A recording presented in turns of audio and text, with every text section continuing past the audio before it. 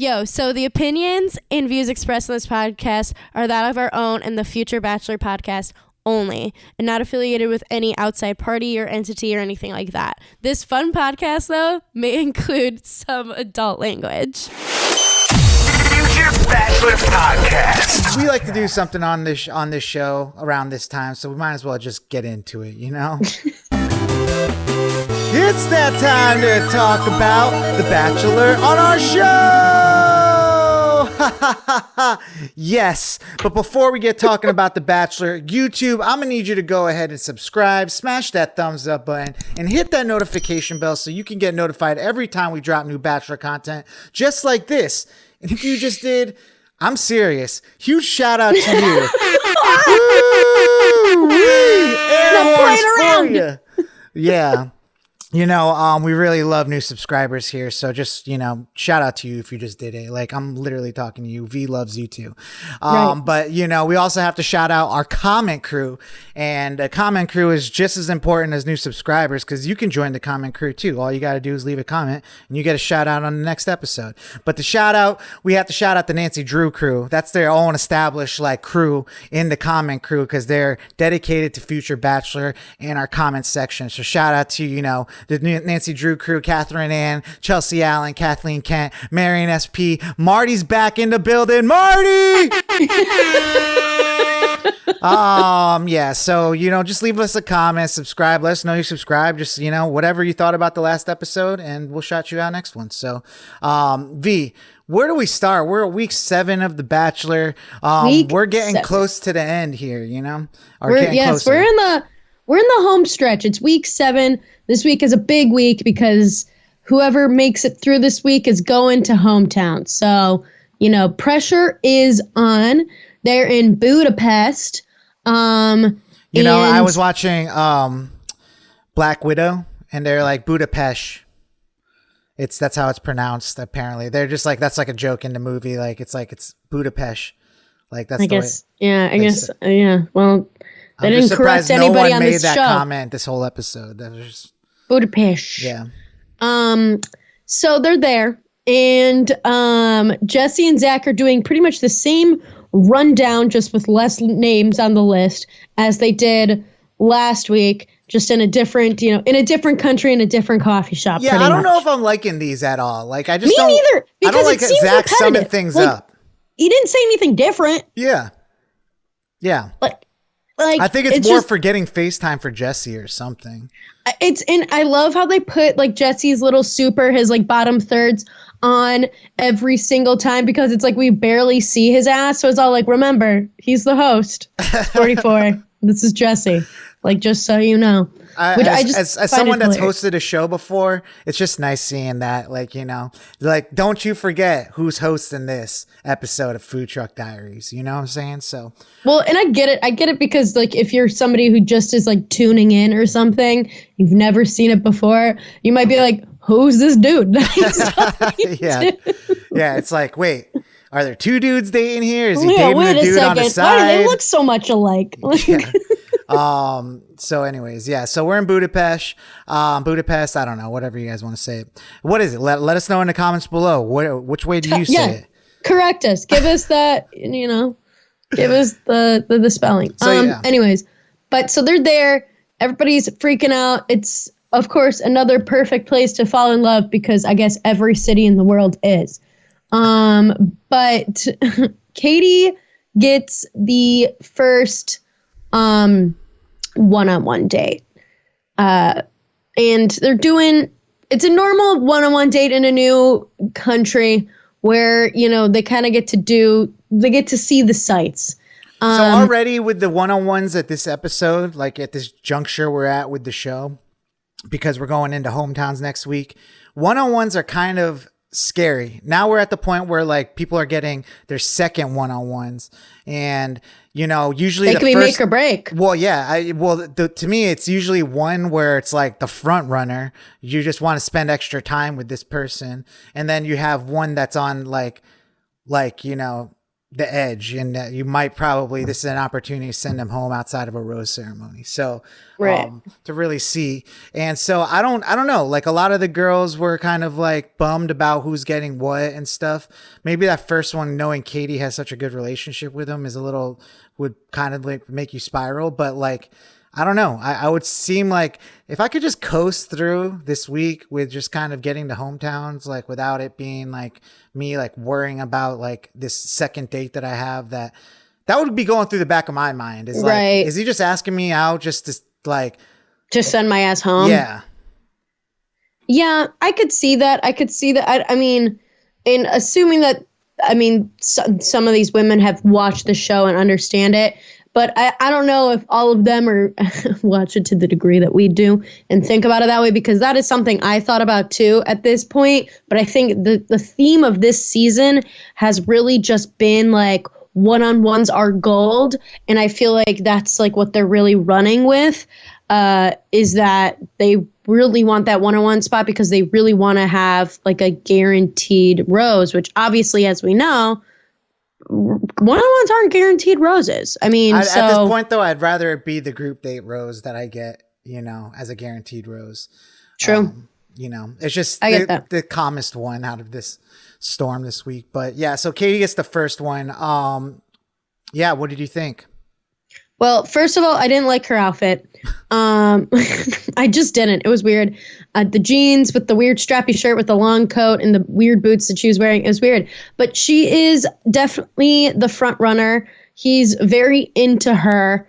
They go on like a weird slanted funicular train thing up the side of the city. They I don't know. Do you think she's the front runner? Because I would think like, you know, Ariel would be the front runner, but she just had a date last week. Ariel is making her way. I think Ariel's like solidified her spot very firmly in the top 4. Like after this week, like she very much so did. But I don't see her as Kaity has been his number one from like the beginning. Like it's just. I mean, she had an overnight with him and stuff. Yeah, I mean, ever since their first one-on-one date, like she definitely has been leader of the pack. He always like searches her out first in group dates. Like I see her as being the most in tune with him and just most on his level. Ariel, I think, is out of his league. But they kind of get into some of the like more nitty gritty of like fun facts, trying to learn little things about each other. Cause you know, it's which I want to come back to at the end of this episode. All right. You know, towards the end of like, you know, when we're talking about this episode. So just remind me of that because you're usually good at reminding me of those things. But yeah, I mean, they're just kind of going over things like, what's your favorite color? And she's like, purple, like, you know, and he just wants her to give more of that, you know, because I mean, I get it. You kind of want it. There's only so much you can learn about a person, right? You know, with these things, you're really just getting like the surface level stuff out, and there's just not enough time to like spend a weekend with someone where you can kind of like get these kind of like conversations out, you know? Right. Like this show is notorious for like, you know, when people like get engaged at the end, then they're just getting each other's, you know, phone numbers after the fact and like learning each other's last names and shit like that, because it's just in the nature of how the show works. Like it's not really pertinent to know all the little things that you probably in the real world are making like small talk about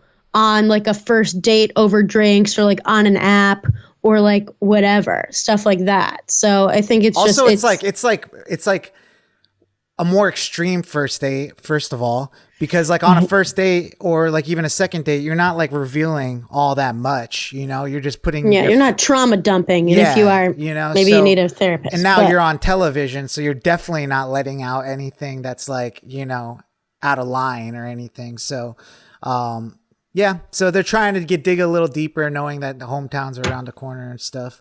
Yeah. I mean, and then they end up like doing a shot or something, you know, of this weird liquor. They did some hot spice kind of situation. I swear, whoever is like in the producing segment of this show has a weird thing with spicy food, has a weird thing with like food, like that kind of stuff. Cause like think about like the amount of like different like spicy food things they've done on this show and in like Bachelor in Paradise and stuff like that. I don't know. Just trying to get a reaction out of the people. I guess so. But they go and do like this little typewriter love letter thing, read each other's love letters to each other. Kaity reveals in like a little. I wonder. Do you think they just keep that typewriter there, ready to go, or is that? No, that feels very purposely put. I mean, I've seen that type of stuff though. Like, yeah, I mean, it could be. Usually, someone's sitting there typing with their own typewriter, writing a story about. It's usually not like a weird sign that's definitely written in English for everybody to like be able to easily use it. I don't know. There's like pianos sometimes, like I've seen them around that. I've seen that. Play. Yeah. So, I was just wondering if that was an actual thing or not, because it might be, it might have been, but yeah, I feel like the way they had it set up for them to do it was not how usually that kind of thing would work. Katie's silly. She's super silly. Like she's like, what's going on over there, Zach? She's like, that looks like a run-on sentence, Zach. Like I was just like, dude, this girl is like super silly. She's a good way. They definitely have like some good little like inside jokes, because like even when they get to their dinner portion, she talks about like they say something like flabbergasted and then both chuckle, and I'm all like, what? None of us. Flabbergasted is a terrible word to use. Like which is why it made me feel like that there must be an inside joke there, because they're both were like flabbergasted. Like it just didn't seem like something like, you know, that was just off the cuff. It definitely felt like a very. I think she just called him out for using the word, and he knew that like the second it came out of his mouth that it was ridiculous to say the word flabbergasted. Like, you know, because he just seems to be at a loss for words. Like there was literally a point, I forgot where it was, but like he couldn't get something out. He was like he kept doing that. I'm like, and I do it on this show. Like, don't get me wrong. Right. But, so do I. But it was just very noticeable, you know, when you're watching it. Hopefully no one's like looking at us like. Never. They're saying pot, meat kettle, you two. I mean, guys, we do this weekly. You'd think we'd get better at it, but we're just cruising through these. So just, you know, bear with us. Toot. Yeah. All aboard the like train. Woo, woo. What happens next? So at the dinner portion, you know, Kaity is trying to really open up more and be like, hey, Zach, like, ask me anything. Like, what do you want to know? Like, I want you to like feel comfortable. I want you to feel comfortable, like asking me, wanting to dig deeper into whatever. And so they talk a little bit more about what a hometown would look like. And, you know, she talks about how her dad wouldn't be there. And she talks about how her dad left at a young age. She didn't meet him again until like she was 16. And then, you know, how her mom dated somebody for a while and then he left when she was also young. So just we get into daddy issues, which I guess we did not know at all about her. There was no. Yeah, that seems to be a theme with the dates on this episode. Yeah. You know, I mean, daddy issues, you could sum it up to that, but I don't know. Does she have daddy issues? I don't know. I don't know. I don't know if exactly that. It's more like abandonment issues. Yeah, I would say like maybe there would be daddy issues in the sense of like we've heard stories from multiple of these girls that have these situations in their past, and then also talk about how the relationships previously have been poor, you know? So it's like bad situations or whatever like that. So, I mean, it could kind of result from that, you know, being you don't have a strong father figure to kind of grow up with, and then you end up picking some dude that treats you like shit. So right. That could be the daddy issues, but I'm not really seeing it in this show. No, well, because she just talks about the like wanting of stability because she didn't have, you know, that sort of stable male figure. So I think that's the only area that it really like shows. But I mean, I think, you know, they handled that conversation well. And I actually respect people that are like that. They're like, I just want a man to take care of me. You know what I'm saying? Like, I kind of respect it, you know, not saying that she's not going to go and do her own life, but she's like, this is the life that I want. Well, and she wasn't even exactly saying that. She was just saying, like, I want somebody who's going to be there and who's going to support me and whatever. I don't think she was, like, even saying, like, take care. She just wants somebody who's, like, actually going to be there and support her. And, you know, like, she doesn't have to do it all by herself. So, I mean. Yeah, so she ends up getting the rose. Getting the rose. And then they go into, it's one of a couple Hungarian baths that we see this episode. So they get to do their own special private time in the Hungarian bath. Wink, wink, wink, wink, wink, wink. And then, you know, the other ladies are getting their date card to figure out who's all going on the group date. Which, you know, everybody's freaking out because they want to figure out who's going to get that one-on-one date before. Is it bad that I really didn't want Kat to get it? I didn't want Kat to get it either. I didn't want her to get it. I mean, she's been spiraling since last episode. Brooklyn getting it probably didn't help her. That's at for all, sure. You know, because they've been beefing.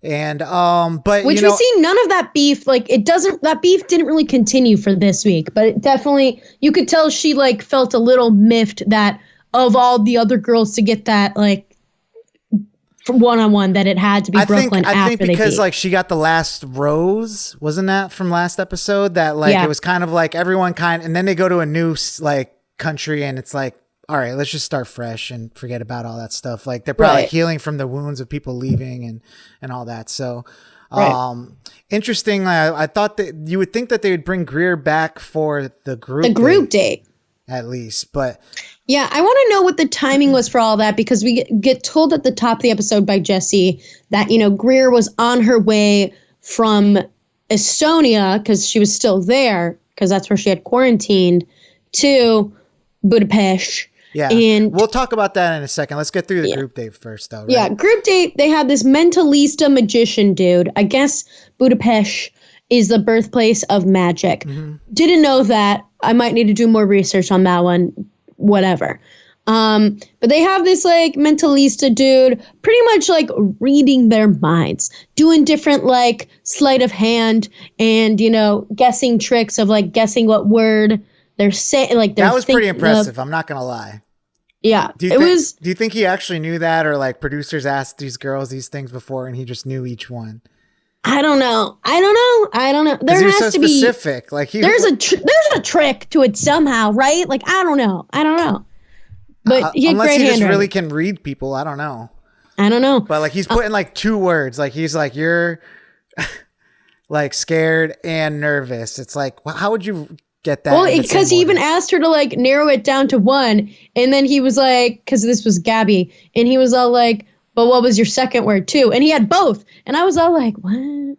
Like you made her even like narrow it down, and so some of them, like, you know, everybody's getting pretty emotional. Like it's pretty much, and we don't even hear a fucking word from Zach the entire time. He just sits across them as they all like have to like reveal themselves this way, which to me feels a little unfair.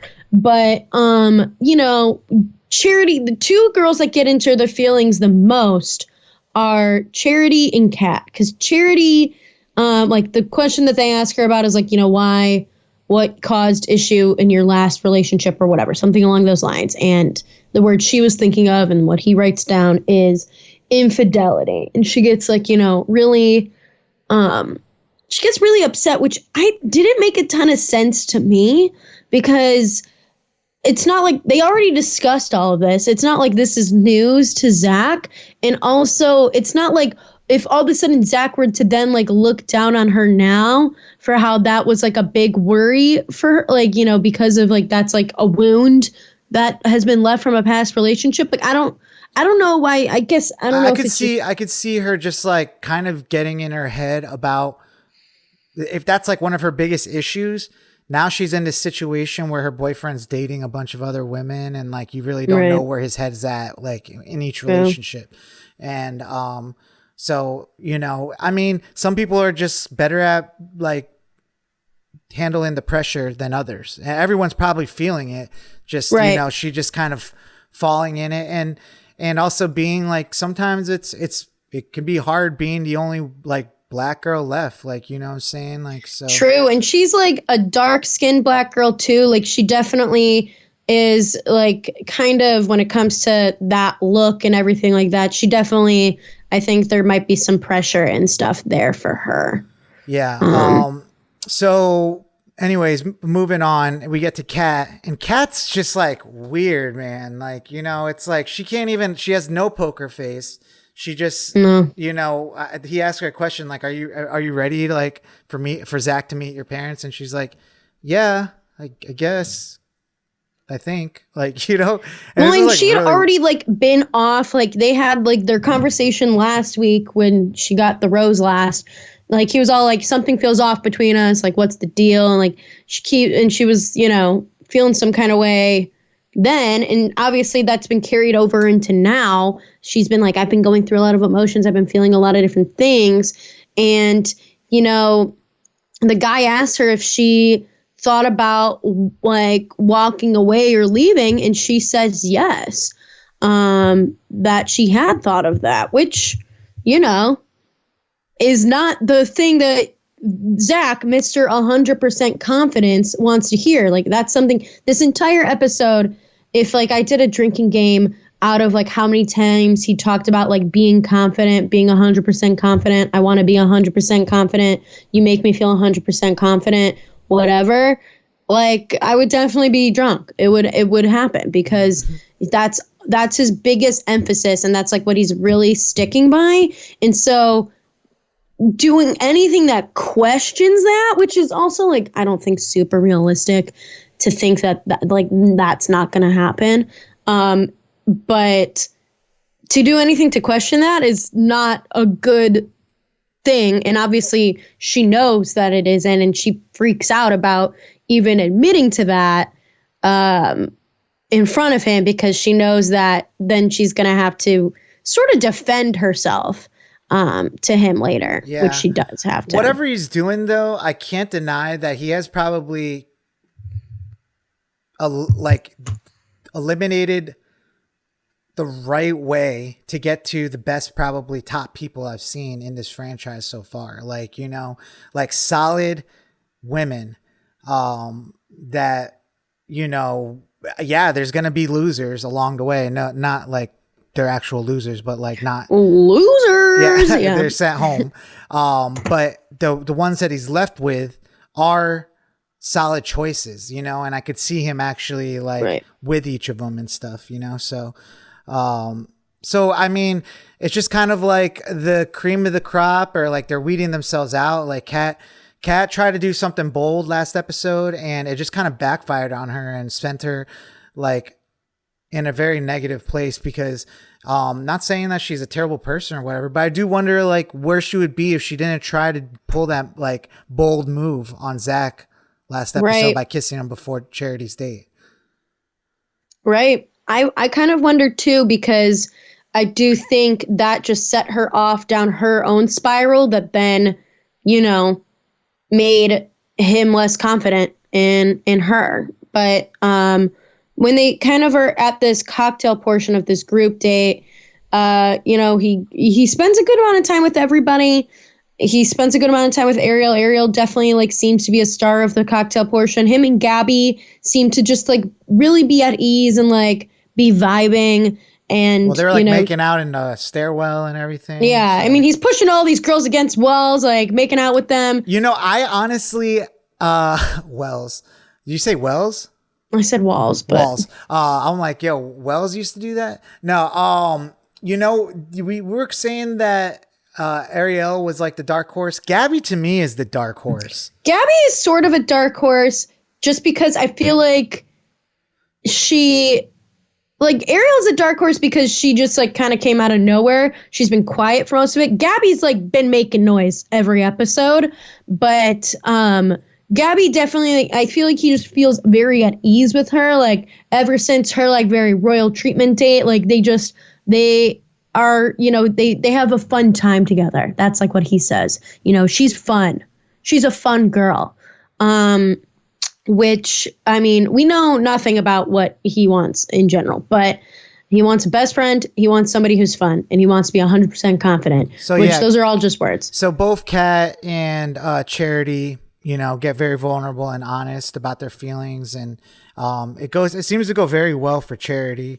And then Kat, because it's a conversation they already had, you know? Yeah, but it's just like she's so like genuinely sweet, like she is. She's great. I love Charity. That you can't really like. She doesn't seem like she has any type of like bad bone, like in her body. No. So it's just like easy to really get through that. But the Cat one is interesting because like she's super attractive. Like it's she's beautiful. Yeah, and maybe this is kind of what can happen to like people that know that they're super attractive and they're just not used to this type of scenario that they're in and stuff. And it's just like really doesn't understand like when like these girls are on the group date, that means obviously Brooklyn's getting the one-on-one, so it's like that alone doesn't compute in Kat's head. Like, she's just like, what the hell? Like, and even if she doesn't say it, she's like, probably like, why does Brooklyn like, get to go on it? No one's even thinking at this point that this last one-on-one is not a good thing to be in, probably in general. But, yeah, so she opens up, they end up feeling better about it. He makes out with everybody, including Kat. And so he goes to like give the rose out and he ends up giving it to Charity. No, he gave it to Gabby. Oh, he gives it to Gabby. My bad. Yeah. So Gabby gets it, which, that's why I think she's like dark horse. I was like, damn, like I thought maybe, I thought Ariel was going to get it. Yeah, we just barely too. saw their conversation. I feel like we didn't get a lot out of like his conversation with Gabby really during the cocktail portion. So that's why I thought Ariel was going to get it for the group maybe date. It's just because she was just literally a good time. Like, you know what I'm saying? Like, I think so. If you're just like a vibe, I wonder if she's reading like the book on how to win the Bachelor. Well, I think she's just a good time, and I think she was like the first one to get read by this mentalista, and like she kind of was like funny with it, like swearing and apologizing for it and like whatever, and like she was the one who the heart went onto her hand and stuff. So I think she was a good sport. So honestly, like I get why he would give her the group date rose in that sense too. Yeah, which again, Kat does not like that. She really thought she was going to get it. Right. And, everyone's like, I'm happy for you genuinely. And then she's like, I'm happy for you, but it sucks. It's just like, she always has to add in like that other thing. And, it's just very interesting. Cause like, I feel like that's what Greer was doing when she was around. And now Kat's like the one that's doing it. You can't really have two people doing that at the same time. Yeah, well, Greer barely did it as much. I feel like Kat's done it a bunch. And then Christina, when she was there, that was her MO. Yeah.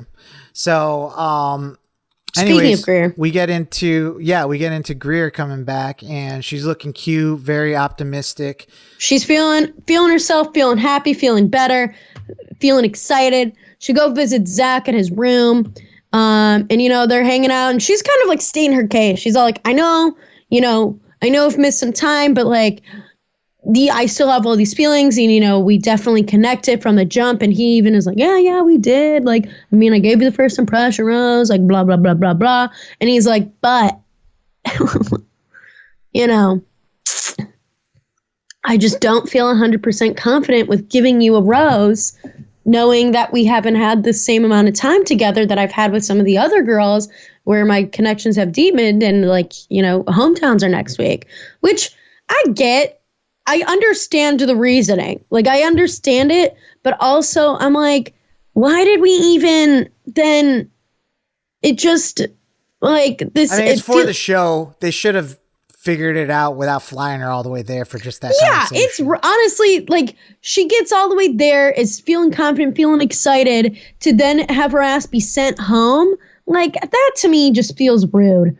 It just feels like a little, a little inconsiderate, because it's like she took it as well as she could in the moment. She's like, I totally respect your decision, and I understand, because like I get it. Like, she missed out on like very vital time, but then I feel like there should have been something done to bridge that gap better. So then this wasn't the case, because like it just looks bad on just how the show is done.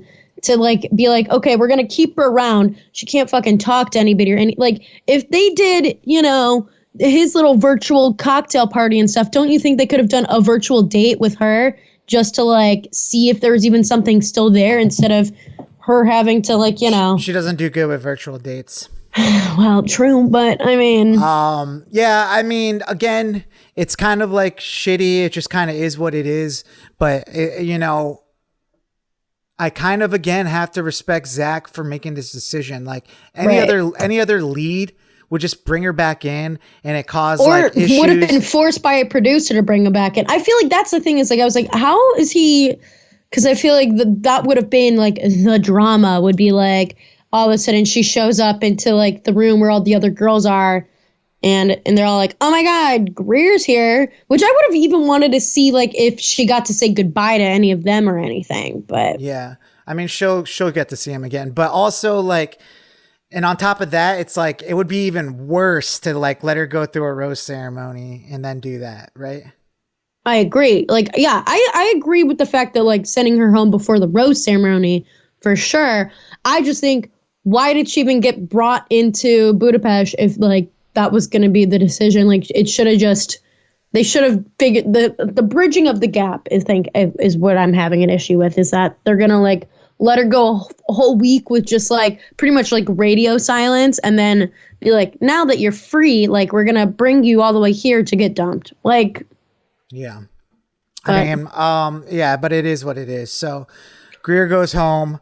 And then we get the last one-on-one date with Brooklyn. And, you know, obviously, you know, she's great, but I just didn't see it like, not like better than any other relationship so I already knew that this wasn't. So watching this date was like kind of like sad. You know what I'm saying? It was just like, I kind of figured, I was thinking this might happen, but I was a little confused because I figured he was going to send Kat's ass home. Like I knew that was going to happen. So part of me almost wanted her to get the second one-on-one, Kat, because I kind of figured that would be the time to send her home. I kind of was surprised that Brooklyn got it, because like I then thought like, okay, he's excited, and especially the way he was acting, it felt like he was very like interested. They were having a good time. They were like at the big outdoor bathhouse talking to an old couple, talking about whatever. He lets her like go on a whole long diatribe about how excited she is to like introduce him to her mom, and like how she, like her and her grandpa's relationship. Because she kind of give like the same kind of story about the dad thing, you know, again.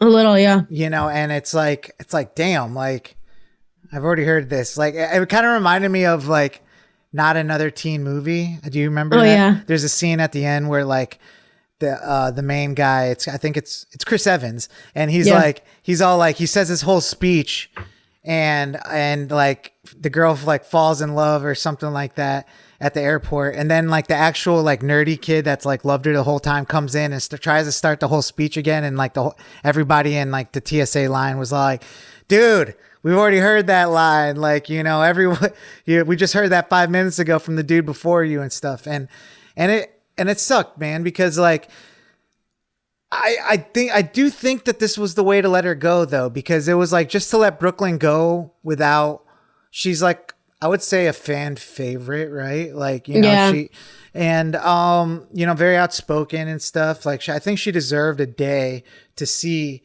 if it could turn around, but he already kind of knew, like, you know, what it is. So I think, you know, by doing it this way, it kind of saves you if it is embarrassment of the rose ceremony. Well, yeah, especially because it seems like she was all in and she was like ready and whatever. And you gotta be.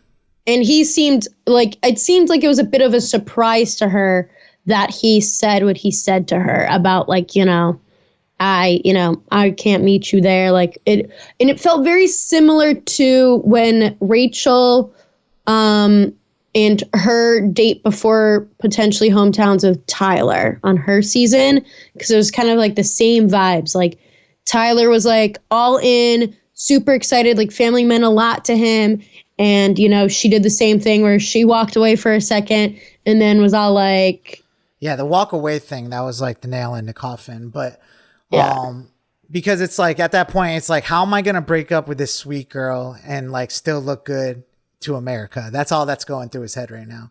So he's like, I'll just cry a little bit. But yeah, it is kind of like that, you know, because at the end of the day, though, you just can't make something happen. You know, there's just like, you just know when you kind of prioritize things and you kind of put it in like, you know, not worst to best, but like, you know, I guess, yeah, you're just like, this is just not falling in line with the rest of them, you know, and it's kind of do or die now. So, yeah, Brooklyn gets sent home and the girls get really upset about it. Are sobbing. They're upset. Like, even Kat looks a little upset after like the initial pull. Charity and Brooklyn must have gotten really close because Charity like folds over sobbing. But yeah, I mean, I think, yeah, I mean, it's just kind of interesting because at this point, if I was Kat, I'd be freaking out too. Like, I'd be like, yeah, I'm going home because like, look around, look what we got here. It's just like, it's just impossible. You know, the only other person that might get sent home, maybe Charity, but like that wasn't the case. No. So yeah, I mean, so we get into the cocktail party.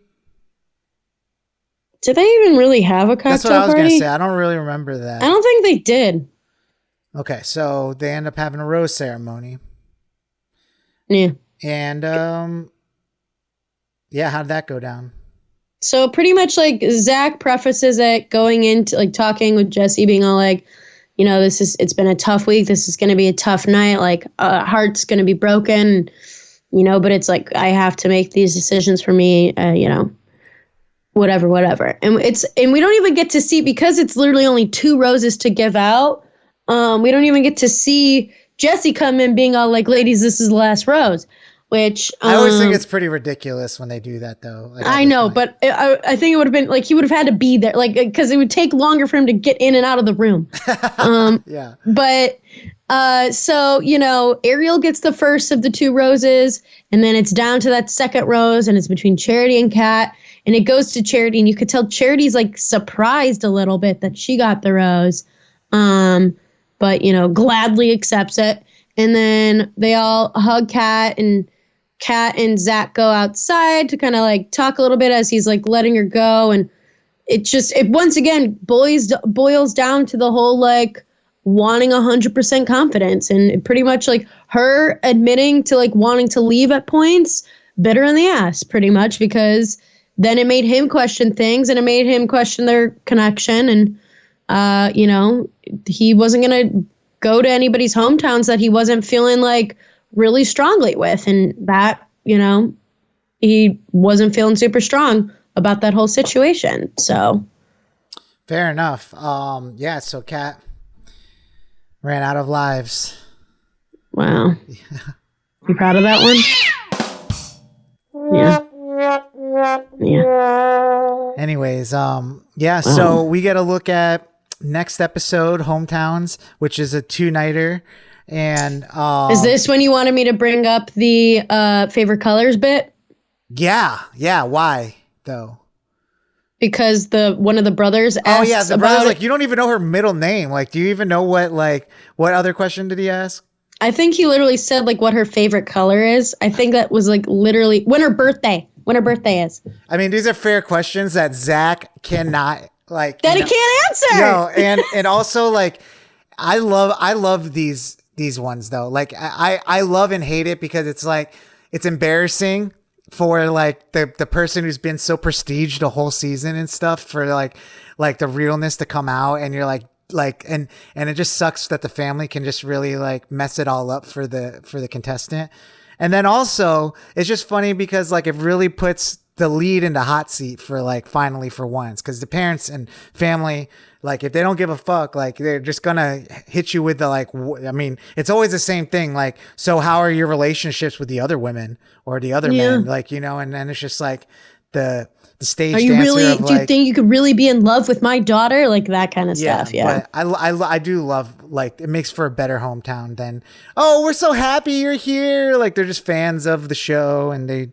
Yeah, no, I always find those more sus. I find those people like red flags when they're way more excited than then they are cautious and suspicious. Like, I feel like I was saying, it was like there's a lot of older brothers who are going to be protective, it looks like. And then I was saying how, like, if I ever was on the show, like, my brothers would probably just shit on me. I just know it. Like, they would probably be all like, you really want to be with her? Like, are you sure? Like, you have like 3 other women. Yeah. But they would also defend me. Yeah, of course. But yeah, so that looks like we're going to get some of that next week. And then we have a double header next week. We have a Monday episode, which is the hometowns, and then Tuesday is Women Tell All. Yes. I'm excited about the Women Tell All. I'm interested. Yeah. I'm interested. And then also we got to look at like fantasy suites about Zach. Like, he's like potentially saying no to sex again. It's the famous last words of like, no, there's not going to be any sex. And then it's just like, wah, wah, wah. And then there ends up being sex or something. But yeah, because you hear like somebody saying like, I'm like, we're going to have such a sexy time or like whatever. And like, then it shows him being all like a beautiful moment was robbed. Like, I want to know what's happening. Like, I need to get to that. Yeah. But, so I think we have some exciting stuff ahead of us. So, anything else happening in Bachelor Nation? Yes. Our girl, Hannah Brown, is like becoming the winningest Bachelorette contestant, Bachelor, alum ever, because not only did she win Dancing with the Stars, a few years back, but she won / was like I guess technically there's 2 winners, her and former professional soccer player Carly Lloyd. They were the winners of the Special Forces World's Toughest Test reality show, where they were doing like, all those like Special Forces stuff. Which I think it's awesome like 2 ladies won, because there's a bunch of like beefy dudes that were on this. But like former athletes and stuff too. But so congrats to Hannah for, proving us in America that pageant girls can really kick some booty. Nice. Well, what do you think of Hannah Brown's win? Do you think she deserved it? Let us know. I think so. I was going to say, let us know in the comments below. I don't know. I have to see the show and see how it actually went down and stuff. For some reason, I'm not like the biggest Hannah Brown fan. I mean, I feel like I've become more and more of a Hannah. Like, at first, I wasn't a big fan. I actually ended up really liking her season because I felt like handled some of these like really nasty men pretty well. I mean, she still made the wrong choice in the end, but I mean, I like her as a person, and I feel like she's fun. But yeah. Well, who do you think is going to go home after hometowns? Do you have any predictions? Let us know in the comment below. Who do you think is going to win? The show. Like, I kind of want to know. We're getting down to that. So, did you think Kat? But no spoilers. Don't spoil anything for us. Oh man, I have a spoiler. I got spoiled today about something, but I'll wait until the appropriate time to talk about it. I think I might have seen the hint of a spoiler and I clicked away very quick. But I mean, the spoiler is, I'm not going to say it right now, I guess, but it's like who the next Bachelorette's supposed to be. Yeah, I don't want to know. Don't tell me. So, but that could always change. It sometimes does. So, what do you think is going to go down in hometowns? Do you think Zach actually has sex in the fantasy suites? All I got to know in the comments below. Or just tell us you subscribe, because that's just dope too. And then we'll see you next week with our doubleheader of The Bachelor. So, there we go. Future Bachelor Podcast.